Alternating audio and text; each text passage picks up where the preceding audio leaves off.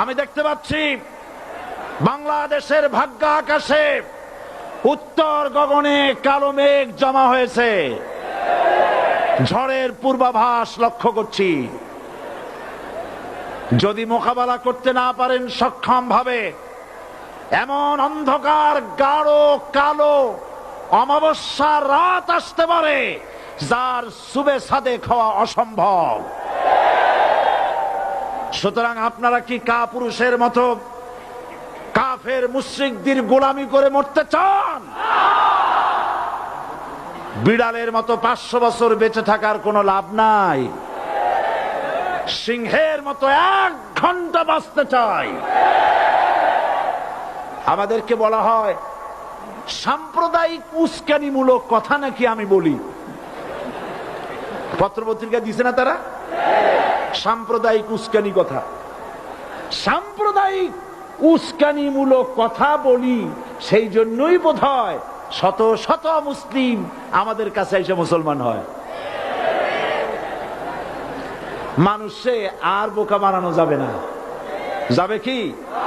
আর বোকা বানানো যাবে? তারপর বলছে কি, এরপরে বলছে আমাকে বলছে রাজাকার। শুনে রাখো চট্টগ্রামের লক্ষ লক্ষ জনতা, পার্লামেন্টে যখন আমাকে এই কথা বলা হয়েছিল, আমার পার্লামেন্টের কলিগ জাফরুল্লাহ চৌধুরী সাহেব বসে আছেন এখানে, হ্যাঁ, জাফরুল ইসলাম চৌধুরী বসে আছেন পাশে, প্রধানমন্ত্রী সুদ্ধা, অন্তত 3 শতাধিক পার্লামেন্টের সম্মানিত সদস্যরা সেদিন বসা। 1997 সনের বাজেট বক্তৃতা যখন আমি করতেছিলাম, ডক্টর কুদরতে খোদা, নাম রাখছে কুদরতে খোদা, আসলে গজবে খোদা। এ লোকটি নাস্তিক, ইসলামের চূড়ান্ত দুশমন। তার প্রণীত শিক্ষা ব্যবস্থার যখন সমালোচনা করছিলাম, ট্রেজারি বেঞ্চ থেকে আমাকে বলা হলো রাজাকার। আমি আমার সমস্ত শক্তি একত্রিত করে বলেছিলাম শুধুমাত্র হিন্দুস্তানের রাজাকারেরাই আমাকে রাজাকার বলতে পারে। আমি বলেছিলাম 1973 সন পর্যন্ত আমি বাংলাদেশের কোন রাজনৈতিক দলের নেতা এবং কর্মী ছিলাম না। আমি রাজাকার নই। আমাকে রাজাকার বলে যদি তাকেও প্রমাণ করতে না পারে 10 কোটি টাকার মানহানি মামলা দায়ের করব। আমার এই বক্তব্য সারা দুনিয়া শুনেছে। পার্লামেন্টে আমার এই বক্তব্য রেকর্ড হয়ে আছে। সেদিন 3 শতাধিক পার্লামেন্ট মেম্বারের কেউ আমার চ্যালেঞ্জ গ্রহণ করেন নাই। যে কোনো ব্যক্তি পার্লামেন্টে গিয়ে আমার বক্তৃতা দেখে আসতে পারেন। এরপরে 1997 সনের 7 অক্টোবর দৈনিক জনকণ্ঠ পত্রিকা যখন আমার বিরুদ্ধে লিখলো, সেই পত্রিকায় সাইদির ওপেন চ্যালেঞ্জ 8ম পাতা, 1997 7 অক্টোবর, এত বড় 2 কলামে হেডিং। সেখানে আমি বলেছি বাংলাদেশের সকল সাংবাদিক, গোয়েন্দা বিভাগ, বাংলাদেশের সকল বুদ্ধিজীবীকে আমি আমার পিরোজপুরে আমন্ত্রণ করছি। আমার উপস্থিতিতে যদি কেউ প্রমাণ করতে পারে বাংলাদেশের স্বাধীনতা যুদ্ধের বিরুদ্ধে আমার কোনো ভূমিকা ছিল, সজ্ঞানে স্বেচ্ছায় জাতীয় সংসদের সদস্য পদ থেকে পদত্যাগ করব। 3 বছর পার হয়ে গেছে, আজ পর্যন্ত কেউ এই চ্যালেঞ্জের মোকাবেলা করে নাই। সুতরাং আমাকে যারা রাজাকার বলবে তারা পিতৃ পরিচয়হীন অবৈধ সন্তান। 1971 সনের, শোনো মুসলমানেরা, 1971 সনের কোন কাদা সাইদির গায়ে লাগে নাই। আমাকে রাজাকার বলে জনগণ থেকে বিচ্ছিন্ন করবা, জনগণ থেকে আমারে বিচ্ছিন্ন করা যাবে না। কারণ এই জনগণ আমার জন্য আসে না, এই জনগণ আসে আল্লাহ কোরআনের জন্য।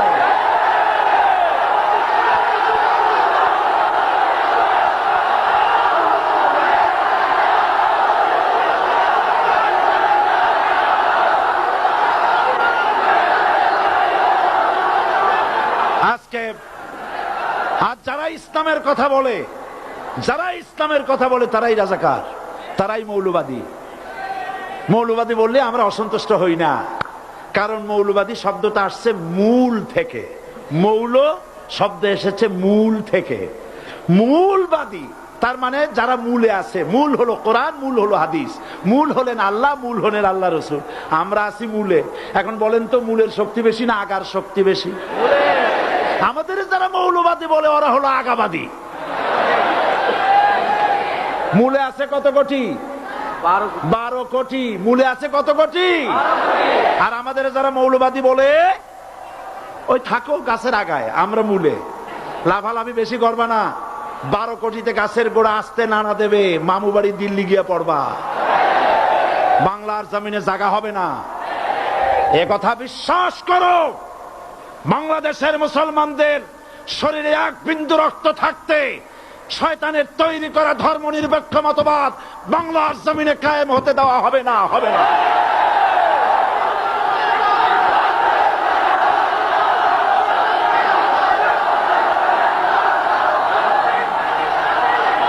রাসূল করিম সাল্লাল্লাহু আলাইহি ওয়াসাল্লাম কোরআন প্রতিষ্ঠার জন্য আন্দোলন করেছিলেন। আয়াতুল কুরসি আমাদের সে কথাই শিখেছে।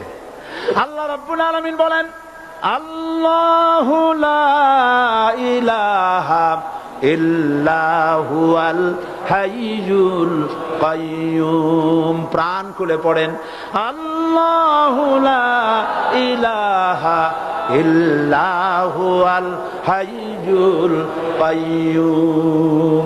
আল্লাহ হচ্ছেন তিনি, যিনি ছাড়া কোনো ইলাহ নাই, আইনদাতা নাই, বিধানদাতা নাই। আমরা মানুষের তৈরি করা আইন মানি না।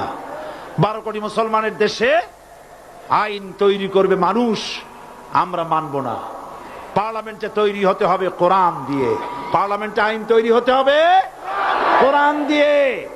সুতরাং ভয় যতই পান আর যতই ষড়যন্ত্র করেন, 4 দল যখন একত্রিত হয়েছে, ঐক্যবদ্ধ থাকবে, সরকার ঐক্যবদ্ধভাবে গঠন হবে, নির্বাচন ঐক্যবদ্ধভাবে হবে এবং কোরআন হবে, আল কোরআনের পার্লামেন্ট হবে বাংলাদেশে।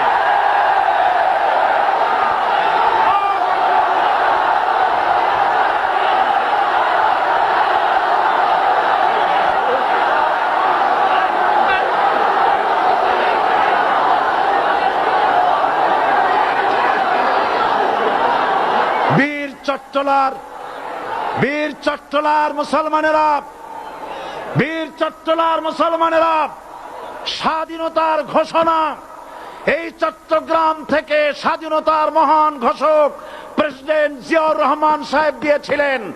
এই চট্টগ্রাম থেকেই ইসলামী রাষ্ট্রের ঘোষণা হবে।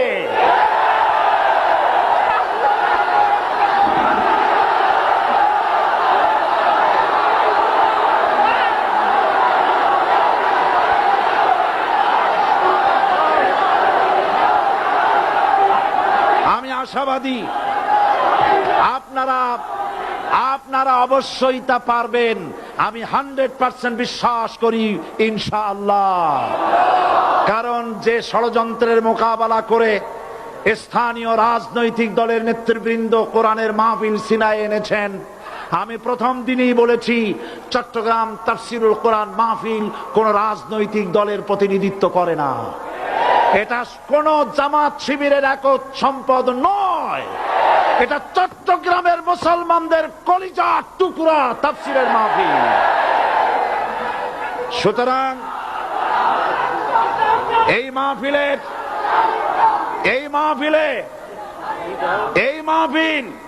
চট্টগ্রামে থাকবে ইনশাআল্লাহ কিয়ামত পর্যন্ত।